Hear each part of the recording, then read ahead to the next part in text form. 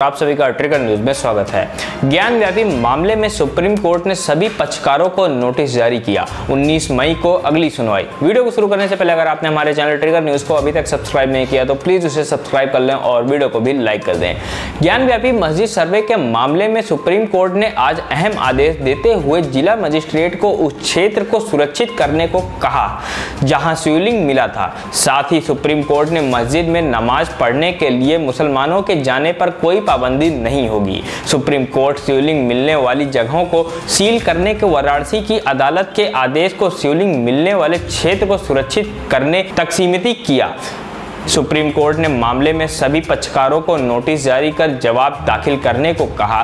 Supreme court में मामलों की अगली सुनवाई 19 मई को होगी। सुप्रीम कोर्ट ने वाराणसी की निचली अदालत में चल रही कार्रवाई पर कोई रोक नहीं लगाई। सुप्रीम कोर्ट ने कहा कि यह एक बैलेंस आदेश है। मामले की सुनवाई के दौरान मस्जिद कमेटी की तरफ से वकील हुजैफ अहमदी ने जिरह करते हुए कहा कि निचली अदालत में याचिका दाखिल कर मांग की गई है कि हिंदू पूजा करने और दर्शन करने के हकदार हैं। इसका मतलब मस्जिद का धार्मिक कैरेक्टर बदलना होगा। मामले में एडवोकेट कमिश्नर को इन तरह नियुक्ति नहीं किया जा सकता जब उन पर आपत्ति उठाई गई हो। एडवोकेट कमिश्नर से ऐसा होना चाहिए जिस पर दोनों पक्ष राजी हों। वकील अहमदी ने कहा कि शनिवार और रविवार को कमीशन ने सर्वे किया। कमिश्नर को यह मालूम था कि मामला सुप्रीम कोर्ट में है, फिर भी उन्होंने सर्वे किया। सोमवार को हिंदू पक्ष ने निचली अदालत में याचिका दाखिल कर कहा कि सर्वे में शिवलिंग मिला है और ट्रायल कोर्ट ने बिना हमारा पक्ष सुने उस जगह को सील करने का आदेश जारी कर दिया।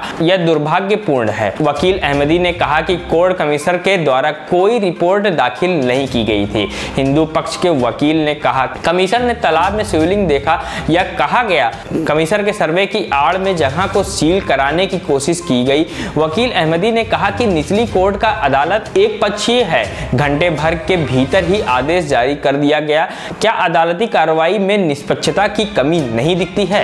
मस्जिद कमेटी के वकील हुजैफी अहमदी ने कहा प्लेसेस ऑफ वर्शिप एक्ट का उल्लंघन नहीं किया जा सकता है। इसी तरह की याचिका पर कोई कोर्ट ने रोक नहीं लगाई थी। बाबरी मस्जिद केस में सुप्रीम कोर्ट ने कहा था कि प्लेस ऑफ वर्शिप एक्ट ऐतिहासिक गलतियों को सुधारने की शिकायत पर रोक लगाता है। वकील अहमदी ने सुप्रीम कोर्ट ने स्पष्ट कहा था कि 15 अगस्त 1947 को किसी स्थान के धार्मिक चरित्र से छेड़छाड़ नहीं की जा सकती है। अहमदी ने कहा 4 लाइन की याचिका दाखिल कर मस्जिद में जाने पर रोक लगा दी, वह भी उसी दिन दूसरे पक्ष को सुने बिना। सुप्रीम कोर्ट ने कहा निचली अदालत में आवेदन में काफी बातें मांगी गई लेकिन कोर्ट ने बस शिवलिंग का आदेश दिया है। अहमदी ने कहा कि नमाजियों की संख्या भी सीमित हो गई है। धार्मिक स्थल की स्थिति बदल जा रही है।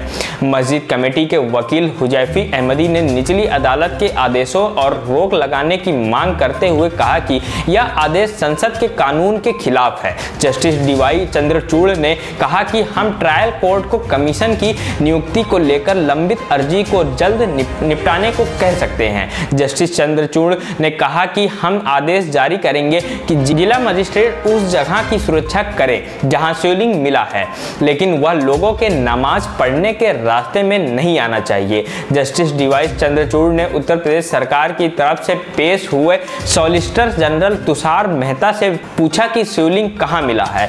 इस पर सॉलिसिटर जनरल ने कहा कि वजू खाने में, कि मैं समझता हूं वह जगह जहां हाथ मुंह धोते हैं। सॉलिसिटर जनरल तुषार मेहता ने सुप्रीम कोर्ट से कल तक का समय मांगा जिसका मस्जिद कमेटी ने विरोध किया। किसी पक्ष के वकील अहमदी ने कहा कि निचली अदालत के आदेश के ऊपर रोक लगाई जानी चाहिए। अगर शिवलिंग जैसा कुछ मिला है तो उसका संरक्षण हो, साथ ही मुसलमानों को नमाज अदा करने का इजाजत दी जाए। सॉलिसिटर जनरल ने उसका विरोध करते हुए कहा कि अगर शिवलिंग पर वजूद के दौरान किसी ने रख दिया तो उसे कानून व्यवस्था बिगड़ सकती है, लिहाजा उससे बताए गए शिवलिंग के चारों ओर उस पूरे क्षेत्रफल की मजबूती, सीलबंदी और सुरक्षा की जाए। सुप्रीम कोर्ट ने कहा वह सुनवाई में यूपी सरकार वकील का सहयोग चाहते हैं। यूपी सरकार की तरफ से सॉलिसिटर जनरल तुषार मेहता ने कहा कि वह उस जगह की स्थिति से वाकिफ नहीं है, निर्देश को लेकर उसके बारे में बात बता सकते हैं। यूपी सरकार की तरफ से सॉलिसिटर जनरल का कहना है